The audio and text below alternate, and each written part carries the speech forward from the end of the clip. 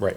So the vagus nerve is a cranial nerve 10. So that starts all the way up. And when it's in there, it's kind of everywhere, right? So when those chemicals that we were talking about get released up into the brain, they don't just go to one little area. They kind of go everywhere up in the brain, which is why it's so effective, because it kind of starts remapping the brain where that injury site was, meaning like where the area in your brain that the stroke occurred, kind of remapping all of those connections to go around that area, right? And then we start kind of developing those pathways and getting them nice and strong with the therapy that's paired with the stimulation.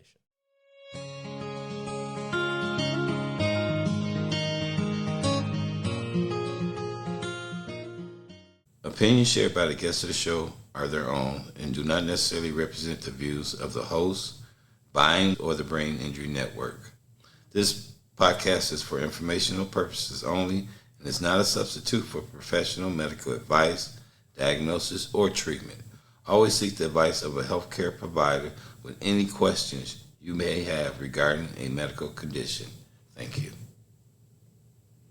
Hi, I'm Carrie, a stroke survivor and a member of Bind. And I'm Brittany. I'm a brain injury survivor and member of Bind. Today, we're excited to welcome Collin Cooper, Doctor of Occupational Therapy at PAM Health in Allen, specializing in stroke and brain injury rehab.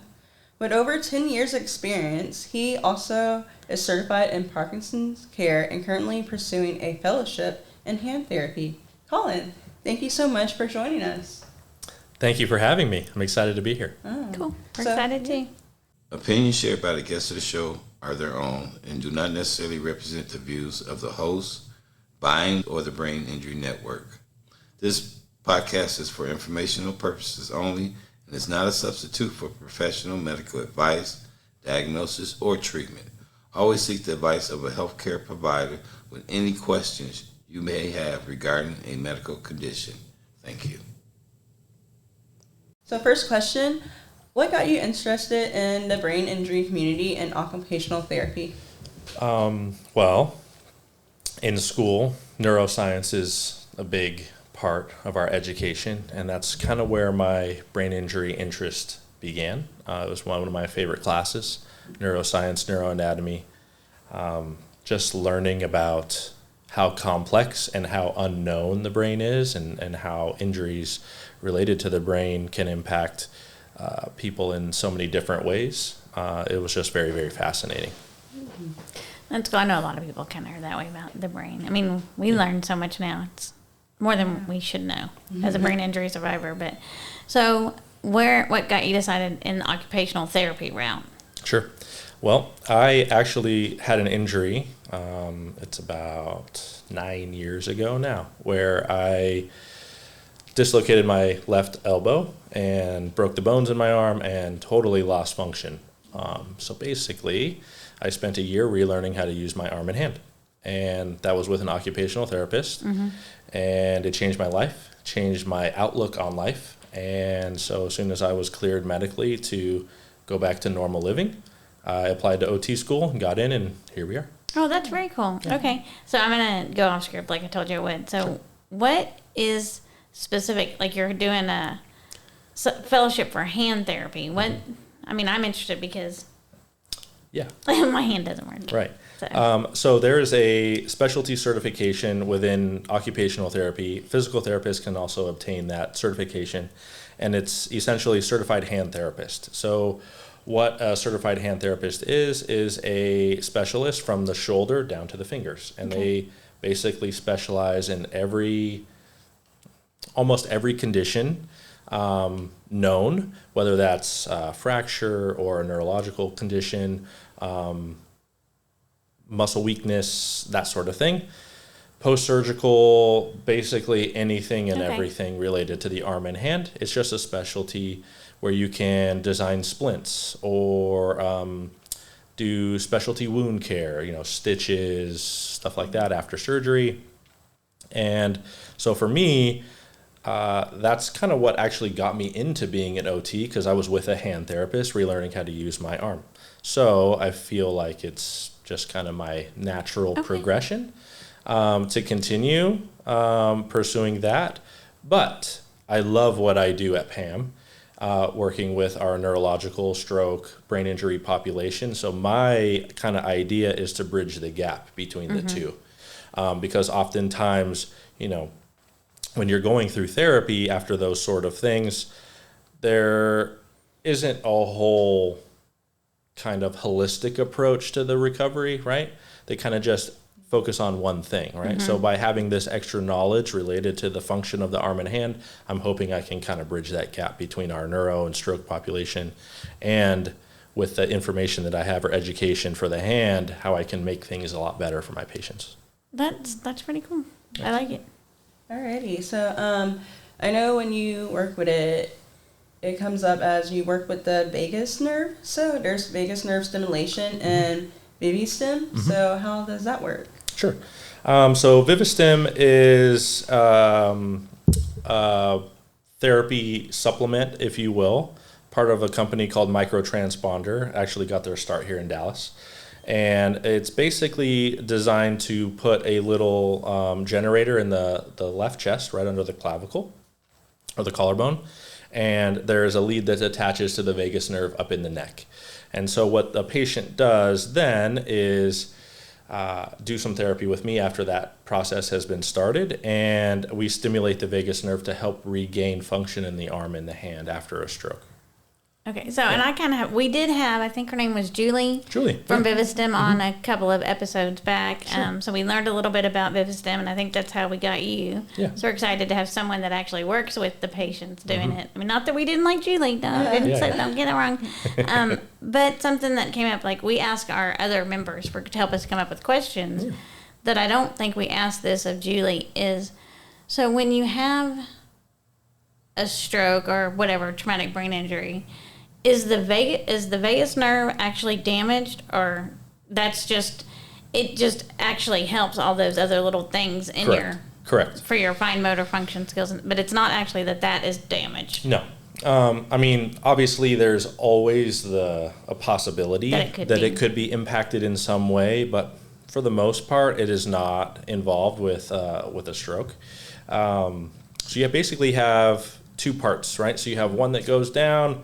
The one that goes down on that right side of the body basically helps with everything that your body does kind of automatically, right? So your digestion, your heart rate, your breathing, all of that. So we stay away from that one because we don't want to interrupt any of that stuff, right? Yeah. But the one on the left side actually is the one that goes from down the lower part of your body all the way back up into the brain. So that's one of the main reasons why they target the left vagus nerve, is because that is where those neurotransmitters or neuromodulators that I'm sure Julie had talked about, that's where those are going back up into the brain and getting released. And that's where some of that new learning, all of the neuromodulators like the serotonin, acetylcholine, dopamine, all of that is getting released, but it's going up that left side. So that's why we're targeting the left and not the right, because we don't want to disrupt any of the other stuff. Yeah. That's not okay. So now that brings me to another question. Like I told you, I get sidetracked, but not sidetracked, but Sure. So you're targeting the left side of vagus nerve that controls both sides, the right and the left side, because like I know my stroke was on the left. My stroke was on the right side, so my left side is affected. I still always want to say that wrong, but so that left side vagus nerve controls both sides? Okay. Right. So the vagus nerve is a cranial nerve 10. So that starts all the way up. And when it's in there, it's kind of everywhere, right? So when those chemicals that we were talking about get released up into the brain, they don't just go to one little area. They kind of go everywhere up in the brain, which is why it's so effective, because it kind of starts remapping the brain where that injury site was, meaning like where the area in your brain that the stroke occurred, kind of remapping all of those connections to go around that area, right? And then we start kind of developing those pathways and getting them nice and strong with the therapy that's paired with the stimulation. Yeah. So, like, speaking of pathways and the vagus nerve, so I had drop foot or foot drop. And so basically where my foot and my brain were not connecting and not communicating. And so after my accident, so I was in a car wreck where someone, like, slammed into me and, like, I went, like, going to the left. So I obviously hit that. But it's like my brain started remapping itself and rewiring. So, like, didn't finish those connections. So, Right. Yeah. yeah. Very similar. Yeah. Yeah. So, when should someone consider vagus nerve stimulation / recovery? Okay. Well, it is for patients that have had an ischemic stroke. So with the FDA process, with this technology, you have to follow or you have to fall under, their guidelines in that criteria. So you have to be an ischemic stroke survivor, and you have to be 6 months post-stroke, right? So we can't do anything for trying to get you or the patient qualified for the surgical piece until it's been at least 6 months, because the big piece is you got to be considered chronic, right? So beyond 6 months, 10 years, 20 years, it can really be anything as long as you meet all of the little checkbox criteria that are So are it's required. definitely not acute. It's Not acute. more outpatient. Or what you're saying is, so like one, I don't qualify because I had a hemorrhagic stroke. Sure. So. Well, you don't qualify right now. Yeah, I know, we talked about that, yeah. But, so in general, for, sake of the podcast, let's say I had an ischemic stroke. I'm 16 years post-stroke. I've just learned about this. I can come in, I guess I'm going to come to you and I'm like, I want to try this. We're going to go, we need doctor referral, and then start that process or whatever it may be. Exactly right. So you would go to your neurologist most of the time, and you would come in for an occupational therapy evaluation with, say, somebody like myself. And I do a special test. It's called the Fugelmeyer assessment, basically looking at the motor function of your arm. How well you can move it, what you can do with your wrist. Can you grab a ball, pick up a pen, all of that kind of stuff. Right. That's all part of the test. And I score all of that, and then it kicks out that final score.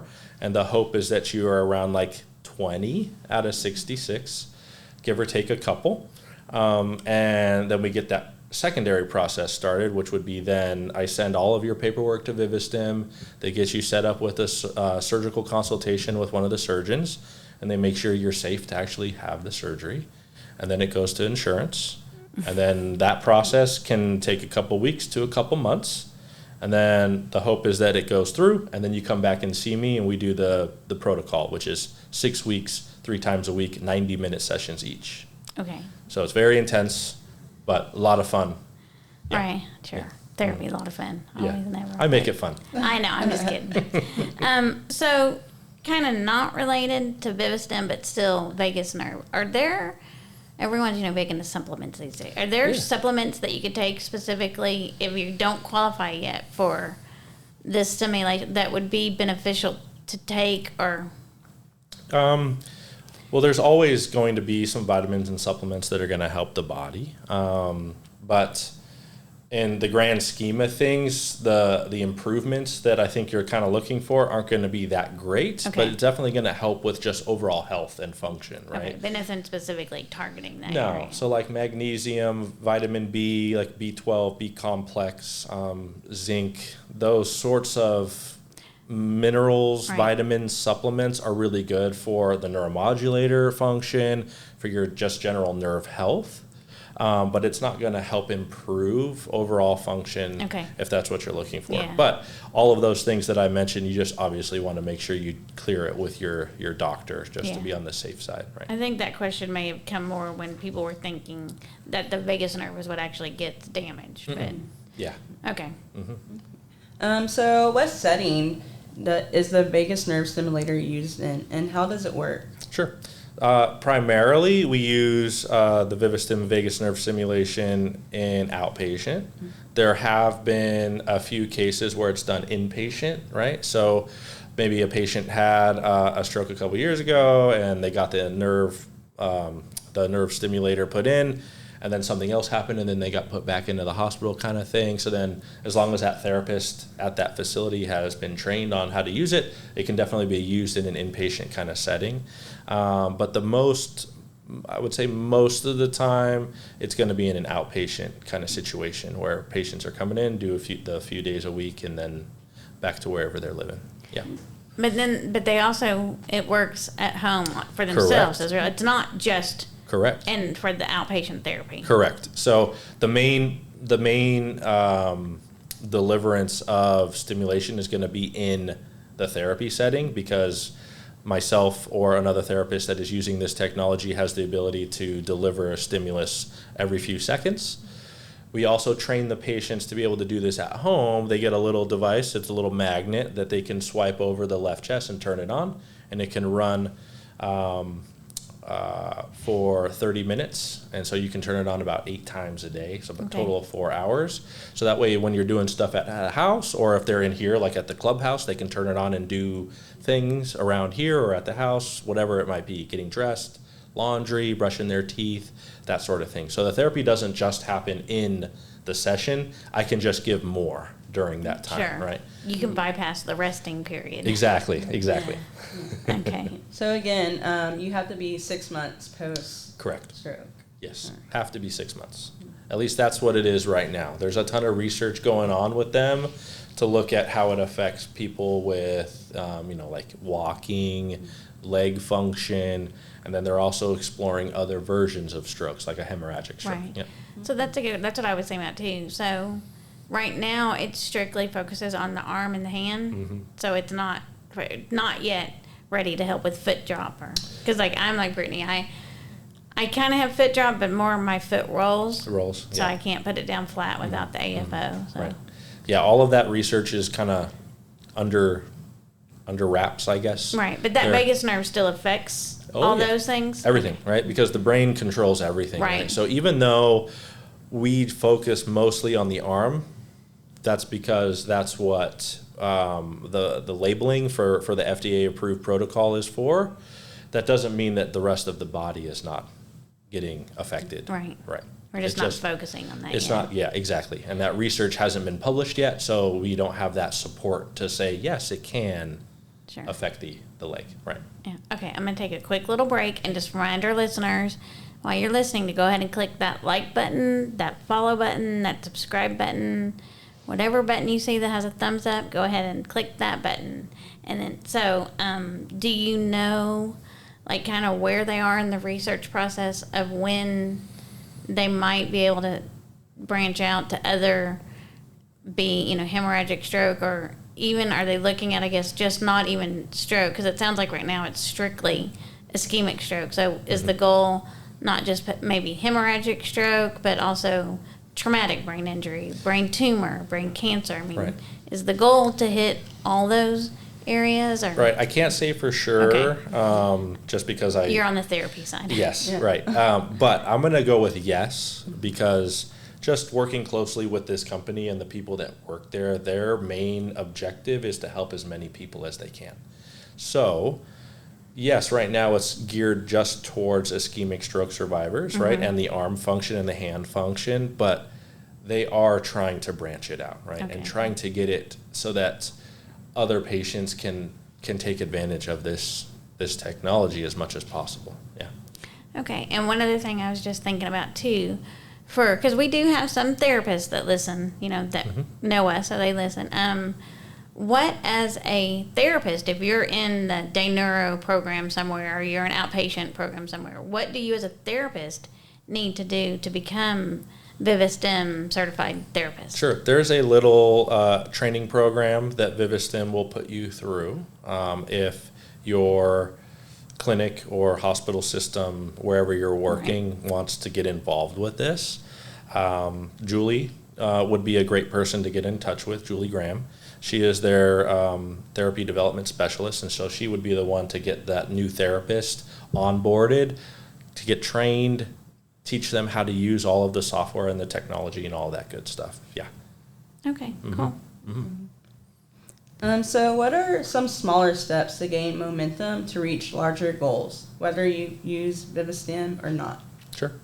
I think the biggest thing that I have learned working with patients going through, whether it's a stroke recovery or a brain injury recovery, is to keep fighting, right, and to keep working hard.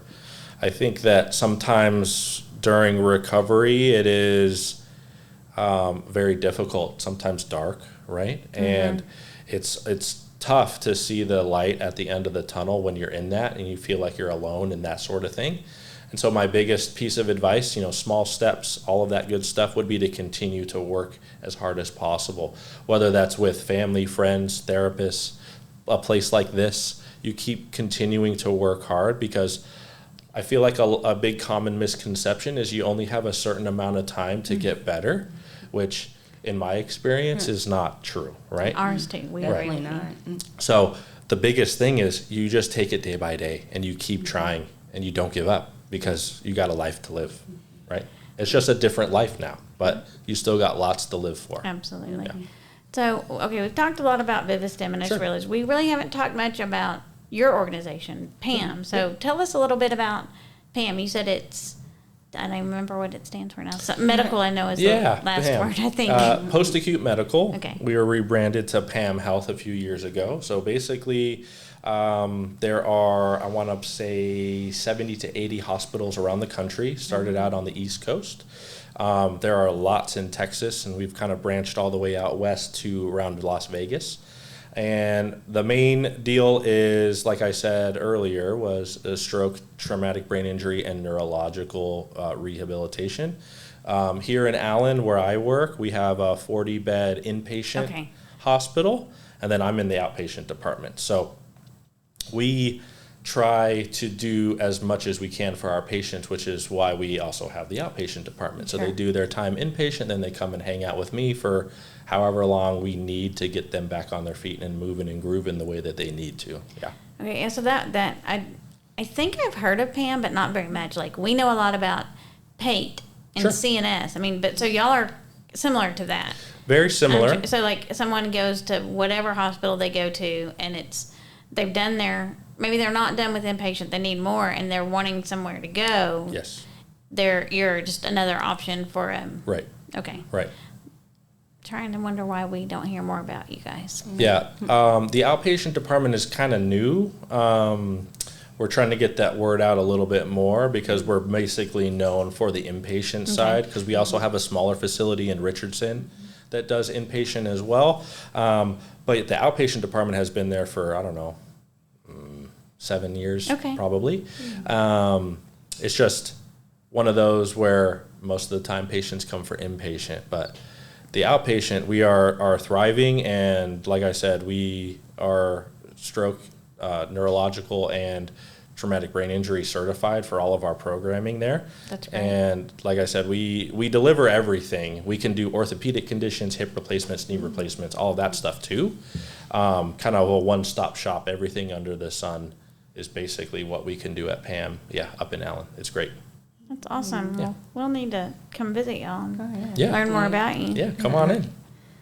So, do you have any success stories you could share with us, like for someone that's used Vivistim that Sure.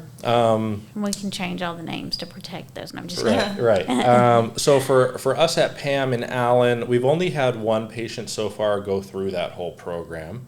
I have, I think, 6 patients in the process right now. Okay. So whether that's going through surgical consultation, insurance approval, appeals, all of that kind of stuff. So I don't have a ton of success stories for this right now, just because it is really new for our facility. We've only been doing it for about a year. Okay. That patient that I was referring to, she was about 11 years post-stroke, and she actually was able to get that arm back up on a shopping cart.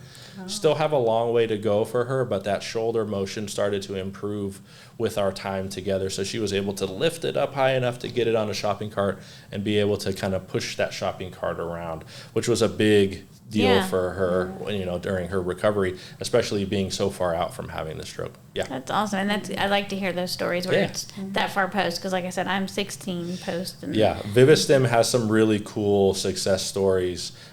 I could be misspeaking, but I believe there was an individual that was 20 plus years out of Chicago that has made some really, really good gains. That's really, really cool to check out. Yeah.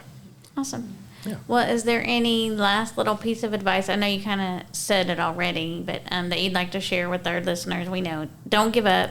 Yeah. You can always get better. There's not a limitation. But I would just say that, just ignore him. how life presents you with those challenges, you just keep going, right? It could be a little rocky and a little bit bumpy, but at the end of the day, you're still here, right? Right. And so not to give up and not to toot our horn over at PAM, but we love everybody and anybody. So any listener out there that thinks that they need a little bit of therapy or needs a little push, come and see me. Our doors are always open. We're willing to take anyone and everyone because our main objective over there is to get people back on their feet and live in life. That's awesome. I love to hear that. And so thank you so much, Collin, for coming in and sharing your experience with us, just your experience and then also your experience with Vivistim. And like I said, we'll have to get the clubhouse more involved with PAM so we can come out and talk to your survivors and Awesome. do more of that. And thank you to our listeners for listening. Thank you, guys. And remember, you can find all our new episodes on all your favorite platforms. Until next time. Until next time. Continue to support Brain Injury Network and our nonprofit mission. We support brain injury survivors as they reconnect into life, the community, and the workplace. And we couldn't do that without great listeners like you. We appreciate each and every one of you. Please remember to click the like button, the share button, and the subscribe button on YouTube. And follow us on Instagram at bindwaves and Brain Injury Network on Facebook.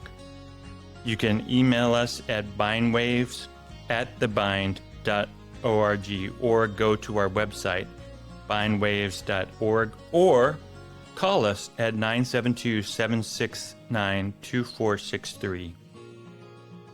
Please continue watching. Until next time.